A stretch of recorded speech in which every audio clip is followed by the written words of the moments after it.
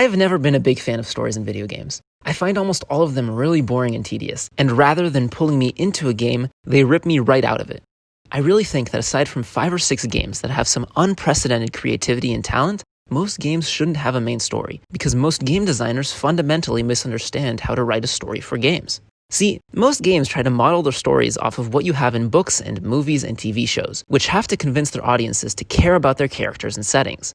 Writers have to create characters and settings that are interesting and engaging for an audience that is in no way involved with the story they're writing. This usually requires communicating all of the characters' thoughts and feelings and actions explicitly to the audience, because otherwise you just have a very confusing documentary about people silently doing things. And while there is a place for that, those kinds of stories aren't what most people think about as stories. Gaming, however, completely changes the equation, because now you, as the player, have real agency. The game doesn't need to communicate how the player is feeling because you're the person experiencing it. Even more than that, the whole point of the game is that the story is happening to you. When your character gets hurt, you are concerned about it. And when you discover a cool treasure, you are excited about it. You react to whatever is happening to you. Unfortunately, game designers don't seem to understand that. Games often force players to stop gameplay just to watch some made-up character that doesn't do anything in your game explain to you why some made-up event that doesn't really affect you is important for a made-up world that is outside of the boundaries you can access or interact with. It's all just kind of dumb to me. And look, I know a lot of people love games for their stories and think it totally makes the experience for them. That's fine, I guess. I can't argue with your feelings. Glad you're enjoying the game. I just personally find it really annoying, and I wish game designers would realize that the best stories don't just railroad you into one predetermined mess of characters and dialogue. The best stories in games always recognize that the person who should be feeling things is the player, not the characters. No game understands this better than Breath of the Wild, which is kind of funny given Zelda's history. The developers of Breath of the Wild recognized the strength of players' intrinsic sense of exploration and immersion, and designed an entire game around those feelings. No matter where you go, every single corner of the game was designed with the idea that players are coming into the game wanting to explore, to discover, to fight. All you need to do is give them the space to do it. The developers knew that they didn't need to motivate players to play their game. Teach them the rules, give them the tools, and set the stage, and your players will go and create their own story. That's not to say there's no pre-planned story. Part of the genius of this game is that there actually is a main story that is told through gameplay and exploration. Breath of the Wild doesn't have a purely open world so much as it has a series of purely open set pieces, with a specific goal in mind for the player that the player gets to figure out for themselves at their own pace. It's beautifully done and makes for an unforgettable and magical experience.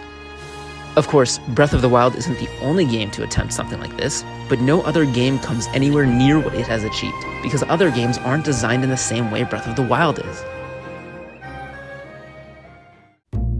It's pretty clear that the first thing the game designers did was decide on a set of tools and abilities players would have to traverse the world, and then build the game around them. They gave players the option to run, jump, climb, glide, and swim, but primarily wanted to focus on climbing and gliding. Climbing and gliding fundamentally changed the way players can view and interact with the world, and the game designers knew this and built the entire world with those ideas in mind, giving players lots of mountains to scale and points to glide off of.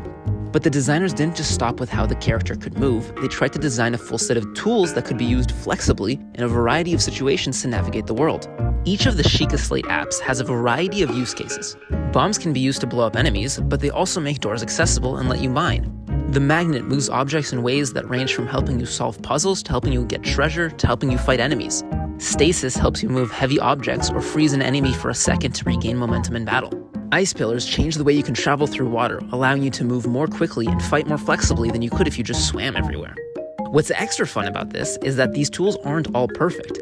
They all have pretty severe consequences if you're not careful. So playing the game and learning these tricks gives players the feeling that they're actually mastering a skill in being smart.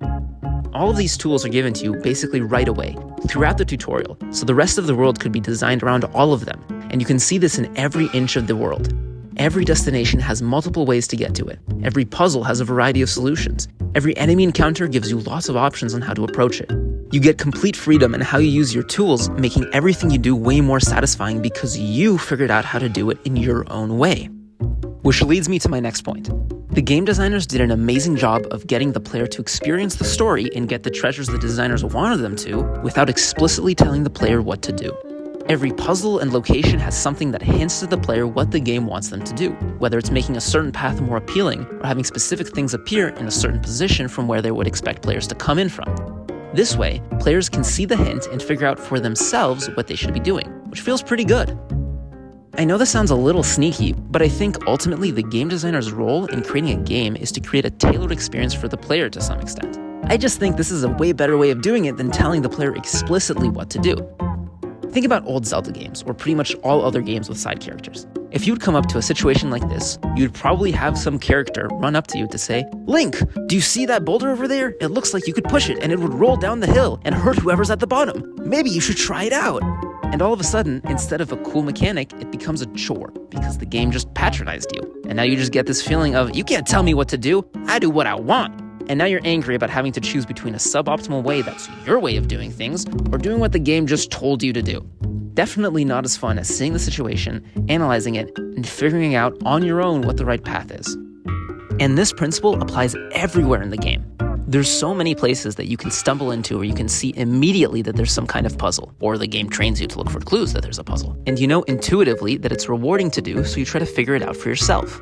You don't need some character watching over your shoulder, constantly interrupting you and pointing out obvious things. And worst case, you just miss it and move on. Nothing is required in this game, and there's millions of things to find, so for every puzzle you miss or give up on, there's a half a dozen more for you to figure out. The story is the only place that really slaps you in the face and tells you what's going on, but even then there's tons of elements that I really like about how the story is told in this game. In most games, people just tell you things are bad without there really being anything bad going on. But this game actually shows you through the world itself. There are tons of ruins scattered throughout Hyrule, showing the direct impact of what was a devastating war that the world is still recovering from. You can even experience the current problems yourself when you're playing the game. From divine beasts attacking you when you get near, to seeing travelers getting ambushed by bokoblins on their journeys. And while there are still some cutscenes, it's nice that they show you details about how the world got to its current state and things you wouldn't know just from gameplay, and not how your actions changed it. In most games, the state of the world only really changes as a result of something done in a cutscene, typically outside of your direct control beyond triggering the scene.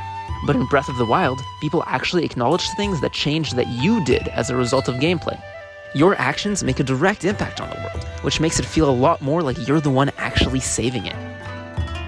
But I guess my main point is that ultimately you're creating the story of the game through discovery, not through someone telling you what happens.